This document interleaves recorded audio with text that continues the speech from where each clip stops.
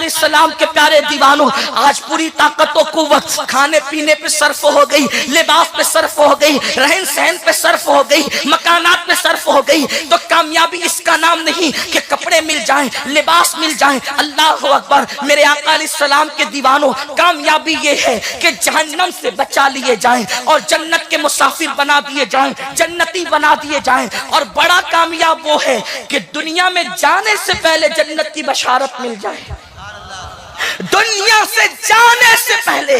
اور مومنوں کی شان یہ ہے، وہ جاتے بعد میں پہلے جنت کی بشارت ملتی ہے۔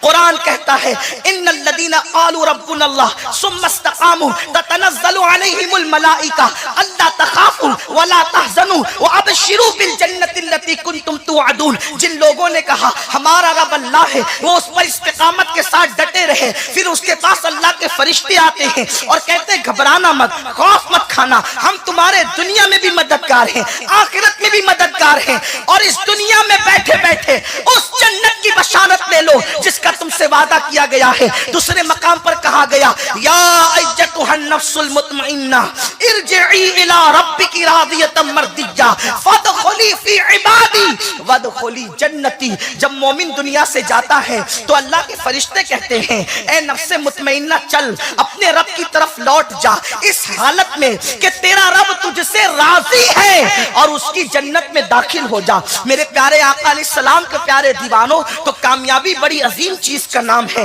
میرے آقا صلی اللہ علیہ وسلم نے ارشاد فرمایا کہ جو مومن اپنے اندر یہ 10 صفتیں پیدا کر لے گا اللہ اسے کامیاب فرمائے گا۔ ہم کامیابی کے متلاشی ہیں، جلدی جلدی چلتے ہیں۔ پہلی صفت کامیابی کی، قرآن کہتا ہے قد افلح المؤمنون الذین هم فی صلاتهم خاشعون۔ مومنوں کی پہلی کامیابی کی سیڑھی یہ ہے کہ وہ مومنین نماز میں گڑ گڑاتے ہیں، اپنی نمازوں کو خشوع و خضوع کے ساتھ ادا کرتے ہیں۔ کامیابی کا پہلا زینہ وہ نماز پڑھتے ہیں۔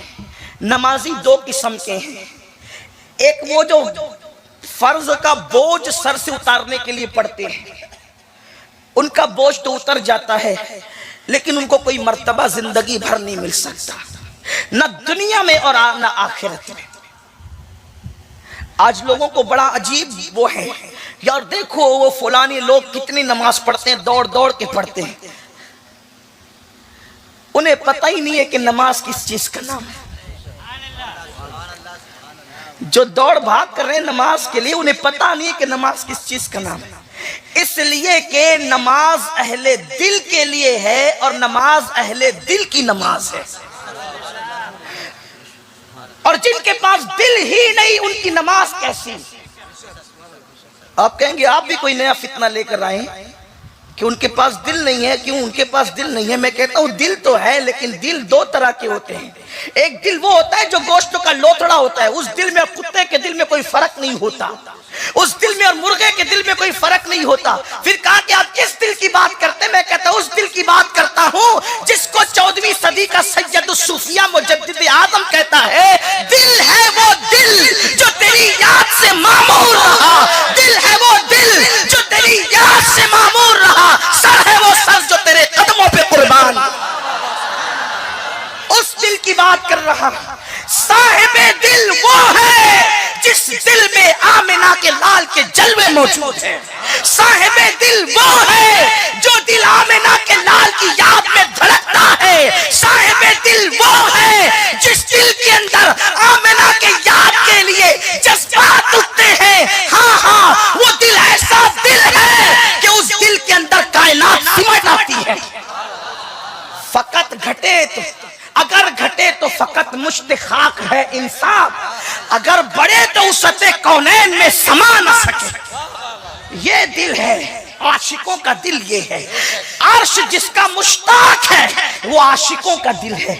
میں اس کی طرف نہیں جاتا، لیکن یہ بات کہنے لگا ہوں کہ نماز میں وہ گڑ گڑاتے ہیں، خشوع کرتے ہیں، اس لیے کہ خشوع دل کی کیفیت کا نام ہے، خشوع دل کی کیفیت کا نام ہے۔ اور جن کی نمازوں میں خشوع نہیں ان کی نمازوں کا کوئی فائدہ نہیں۔ بغیر خشوع کی نمازیں فرائض کا بوجھ اتار سکتی ہے، کسی مرتبے کو نہیں پہنچا سکتی۔ اسی لیے اللہ کے رسول علیہ السلام نے فرمایا، بخاری شریف کی حدیث ہے، میرے پیچھے نماز پڑھتے ہو ذرا ٹھیک ٹھیک پڑھا کرو۔ اللہ کے حبیب فرماتے ہیں میرے پیچھے نماز پڑھتے ہو ذرا ٹھیک ٹھیک پڑھا کرو، کیونکہ میں تمہارا رکوع بھی دیکھتا ہوں، تمہارا خشوع بھی دیکھتا ہوں۔ رکوع جھکنے کو کہتے ہیں اور خشوع دل کی کیفیت کو کہتے ہیں۔ حضور فرماتے ہیں میں تمہاری دل کی کیفیتیں بھی دیکھتا ہوں۔ اور صحابہ کو حضور نے محدود نہیں کیا، بلکہ ہمارا تو ایمان ہے جب کوئی بندے مومن نماز پڑھتا ہے تو آج بھی حضور اس کا رکوع بھی دیکھتے ہیں، اس کا خشوع بھی دیکھتے ہیں۔ ایک عاشق نماز کیسے چھوڑ سکتا ہے؟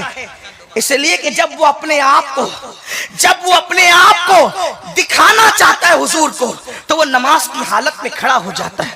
تو حضور فرماتے خشوع، آقا فرماتے کچھ نمازی ایسے ہیں جن کو تھکن کے سوا کچھ نہیں ملتا، رکوع پہ رکوع کر رہے ہیں، سجدے پہ سجدے کر رہے ہیں، لیکن دل میں خشوع نہیں۔ خشوع کس کو کہتے ہیں؟ عاجزی کرنے کو۔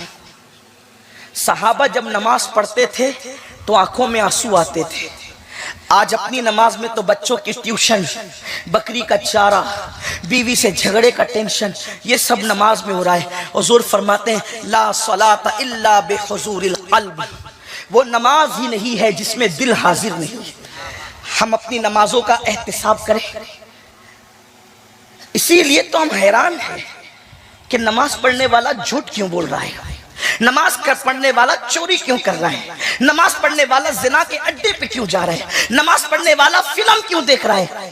قرآن جب کہہ چکا ان الصلاۃ تنہا عن الفحشاء والمنکر، کہ بے شک نماز ہر برائی اور بے حیائی سے روک لیتی ہے، تو نماز تو پڑھنے لوگ تقریباً 70% مسلمان تو نماز پڑھ ہی رہے ہیں، لیکن پھر 70% مسلمان